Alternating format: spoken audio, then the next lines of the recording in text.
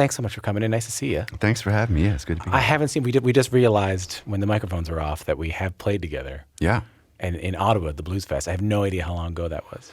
Well, it's been a minute. Yeah, at least 5-6 years. Yeah. And look where we are, bearded now. Yeah, indeed. Bearded. Yeah. And I see you've been on the road for how long? Now in this tour? On this one since oh gosh, you're catching me. Since late September. So I feel like there's a certain cruelty in what I'm about to do, which wasn't intended, but for someone who's been on the road since September. I just want to play a snippet of that first song you played. Just take a listen to this.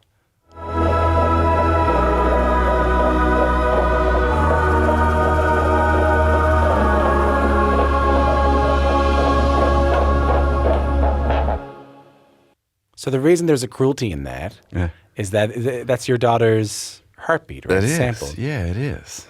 Yeah, I brought a tape recorder with me when I mean a little pocket recorder, you know, when we went to find out, if we were having a baby or not, and sure enough, we were, which was a bit of a surprise, and and so I recorded that. Some foresight there.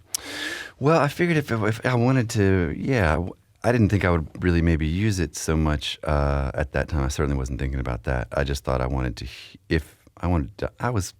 sometimes I can get pretty weird about wanting to document things. With, is that so?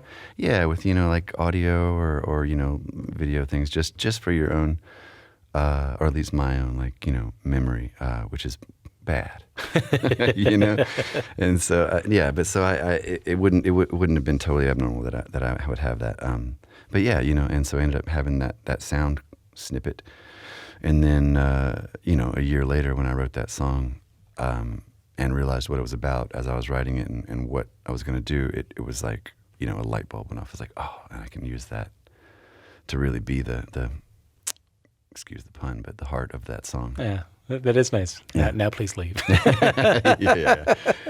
Obviously the reason I'm saying I feel a certain cruelty in playing that for you, because it's always hard to hear the heartbeat of your child when you've been on the road for no, I always love it. Weeks. I always love it. We actually, I've been hearing it every night for these 12 weeks, because I actually rigged up a way to be able to trigger some of the sounds from the record in the live set. So that's in there. So help me out with this. Is that strange to have such an intimate, maybe the most intimate moment of your life, besides maybe the conception of the child, but like the most intimate moment of your life, broadcast in front of strangers? Yes, in some way it is, but also kind of in keeping with the rest of this record, and like the sort of theme of it for me was an idea of maybe letting go of this, hyper protective and private,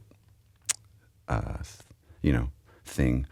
You were a bit like that. Yeah, for sure. Always, and, up to putting my face flat on the cover of the album art, which I had never done before, and always, kind of consciously obscured my face and obscured lyrics maybe if I thought they were too direct about my actual life, and even going back to calling it Phosphorescent as opposed to just calling it Matthew Houck, Is it? Do you mind if I ask, what were you worried about? I don't know, and I don't know, I might still flip back, but it's just sort of a comfort level which, can oscillate pretty wildly from day to day, depending on whether you want to be, I don't know, I guess in the end I'm a fairly private person, and so I guess it is strange that there's a, what's the word I'm looking for? Paradox there or something. But for whatever reason, I felt more comfortable this time of just letting things be what they are, and it's it's just life. It's a trade-off, and I feel kind of bad using that word strange, but it is a trade-off, because I think people like me and people who do jobs like I do and in public, we do want to get to know the people who make the things that we like, and we just assume that, they'll be willing to share that, but it takes a toll on someone to share so much of themselves. I understand that. Yeah, well, that's another thing is I'm always with a few missteps here and there. I've always been comfortable by the time the song is completed and I've written it, and especially by the time it's recorded, like I have gone through all those thoughts of whether or not this is something that I want out there. You know what I mean? So like the work itself is always no problem. It's more these, like the interviews and stuff like that because it's you want to be protective of this stuff, and you're Phosphorescent, historically has trafficked in fairly vulnerable emotional stuff, and so trying to find a balance of that, I think, is kind of I don't know. I'm more comfortable with it now, as in terms of like talking about.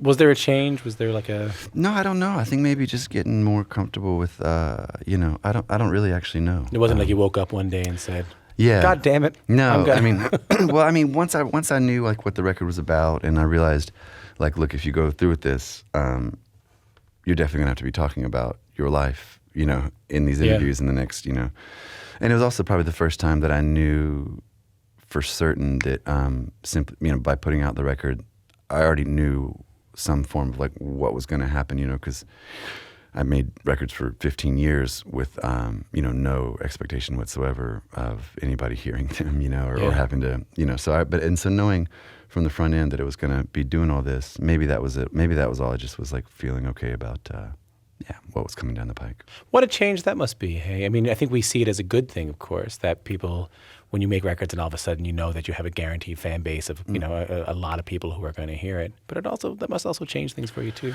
Absolutely. Yeah. I mean, it was definitely, I think I did a pretty good job of not letting it affect the work. I think I did a pretty good job of keeping that at bay. But I would be lying if I told you that it wasn't, absolutely on my mind. Of course, during making this. Of course record. it is. I mean, yeah. When people tell me it's not, I don't even understand how it could possibly happen. Like if you just, I don't know, even just knowing you, that's why first records are first records. Exactly. Right. Or the first, 6 records are the first 6 records. What do they say? They say that you spend your entire life making your first record. That's right. Yeah. And then you got, then a year making the next, or 3 years. Yeah, and just trying to have as many life experiences as you possibly can. But you seem to be doing all right with it. Well, yeah, thank you.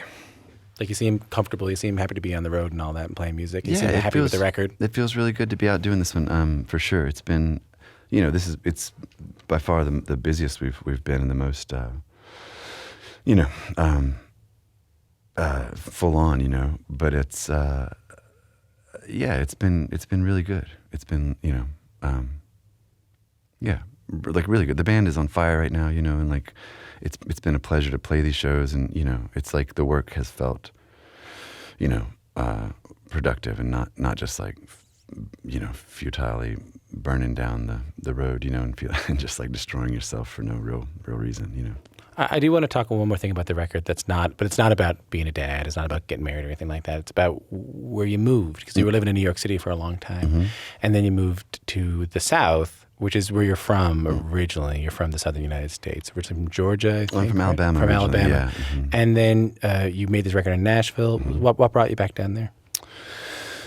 Just we knew we wanted to leave New York. That was the first thing. We came off the road after touring on the last record for 2 or 3 years, and we had a daughter, and we got back to New York, and it just didn't feel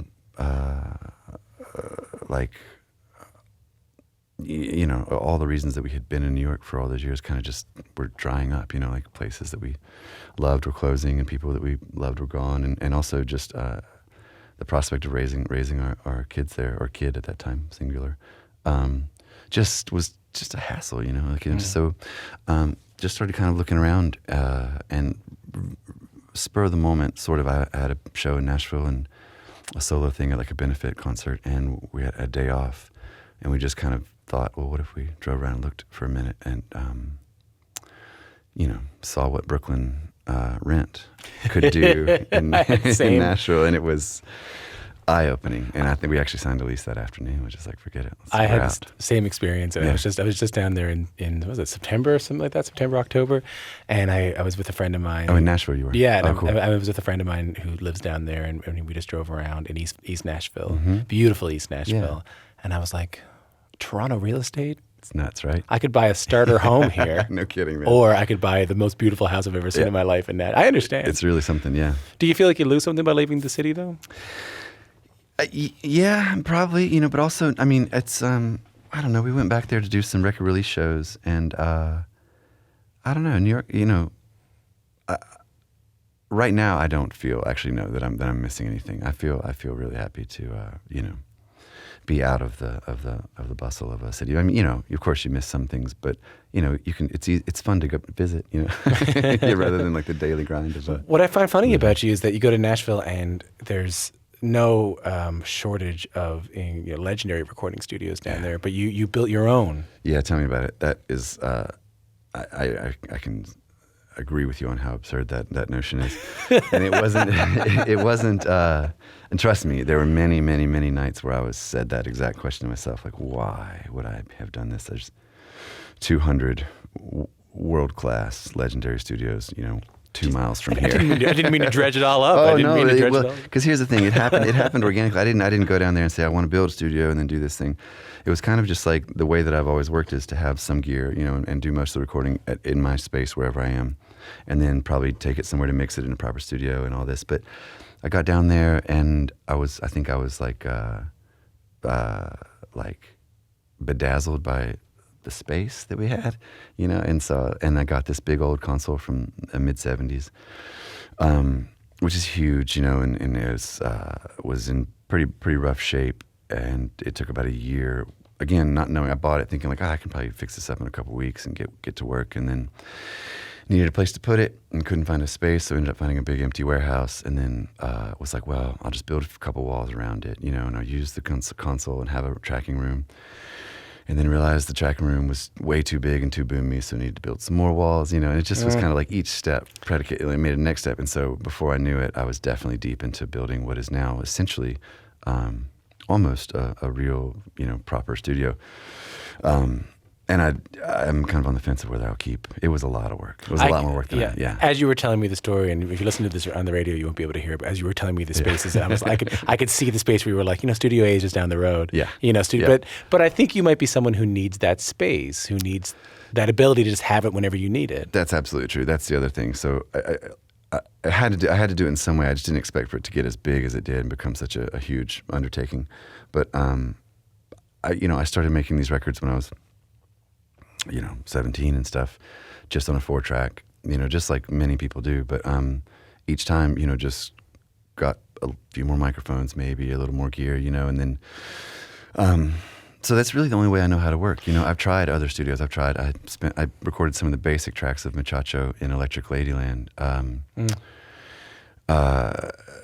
in New York. And one of the most famous studios ever. I mean, exactly. Yeah, Electric Lady. And it's, exactly. It's a perfect studio. The vibe is so great, and the gear is amazing, and the people are amazing there. And for whatever reason, I just can't work. Well, number one, it's hard. I'm not very good at getting my schedule to where it's like I can be productive between these hours when the studio is booked, and that's hard for me. But also just the simple fact of I need to be alone. Like I need to be absolutely alone, even if there's an engineer and a intern running the tape machine. It's like those two presences in there is enough to kind of throw me off my game. Really, you need to be completely alone.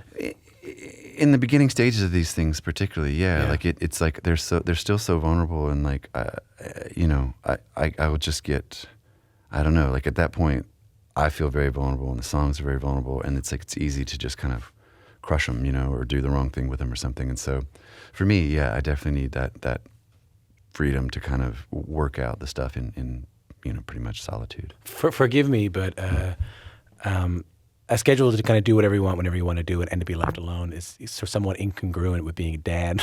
Tell me about it. Tell me about it. Yeah. That was also a learning curve, There was a lot of learning curves that went into this one for sure. But yeah, that was, that also was a reason that I needed to have a separate space, and then it became such a big project. But yeah, that was my friend Afi, who's in the Bahamas. He told me that when he became a dad, he said that he had to learn how to write within Windows. He was like, I got a half hour now. It used to be whenever the muse would strike me. That's right. I've learned a little bit about how to do that. I'm still not as good. I mean, I would love in a perfect world to be able to say, okay, I'm going to be, I'm going to write in this 4-hour window. And to some degree, I've gotten, at least try to keep it in like, reasonable hours, which is a big step for me to even to even get it into like, not being up all night and sleeping all day, which is a pattern that I generally would fall into.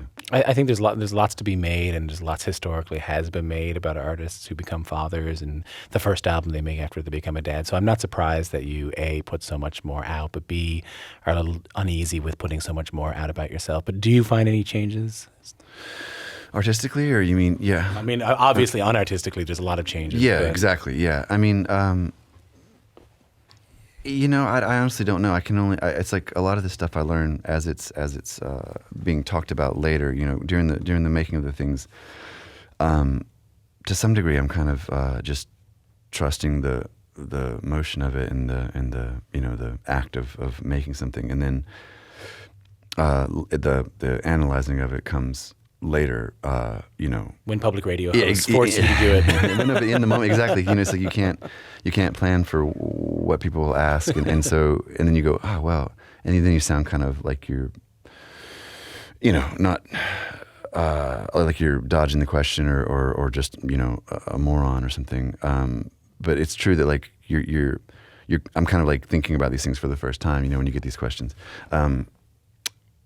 So I guess what I'm trying to say is, as far as absolutely, it has changed how I do these things, and specifically on songs that are, directly about them.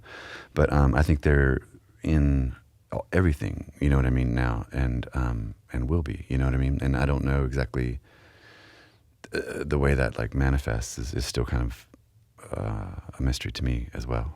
So I'll ask you something a little less abstract. Just can you tell me where you were, or what you were thinking, and what was going through your mind when you were writing C'est La Vie No. 2?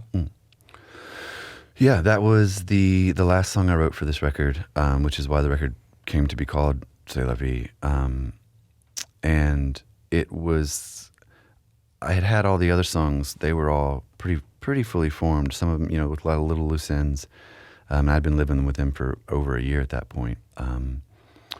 And several of them, I just couldn't figure out how it was a record, because they're all pretty strongly, there's like strong personalities in each song and the way they sound. And it's like I knew that each song was good, and I knew what I was doing, but I couldn't figure out how they were a family, for an album.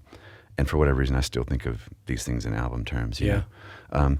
So that C'est La Vie thing had been kicking around, and somehow I just sat down. The reason it's called C'est La Vie No. 2 is because it's the second version. The first version was just a demo, on the phone at the piano. And then the next day I recorded it, and the day after that I mixed it, and it was done.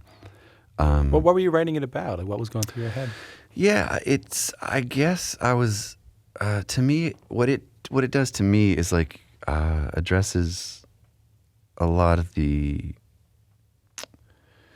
I guess, ambiguities and differences of how I feel like these songs on this record are quite different from the kind of stuff I used to write in a very subtle way. Maybe I don't know how much it would be to someone else, but for me it felt like, okay, this feels like a different style of writing, or different from what I've done, and with some crossover where things are very, and it was in my comfort zone, I guess. But so for me it kind of was addressing that, and also like showing me what this thing was, and showing me kind of the ambiguity of how I felt about all of it, and in the way that phrase can be, I think, construed. The C'est La Vie is either it's a toss-off thing of hey, C'est La Vie, or it's something like C'est La Vie, like this is this is the heavy, this is life, Yeah, it's like either whatever. Or taken a different way. It's a major statement. Yeah. Well, it's nice to meet you You again. too. Yeah. Nice to see you. Yeah, I hope we'll do it. I want to hear your fiddle music again sometime soon. Sometime soon, I hope so too. Yeah, right on.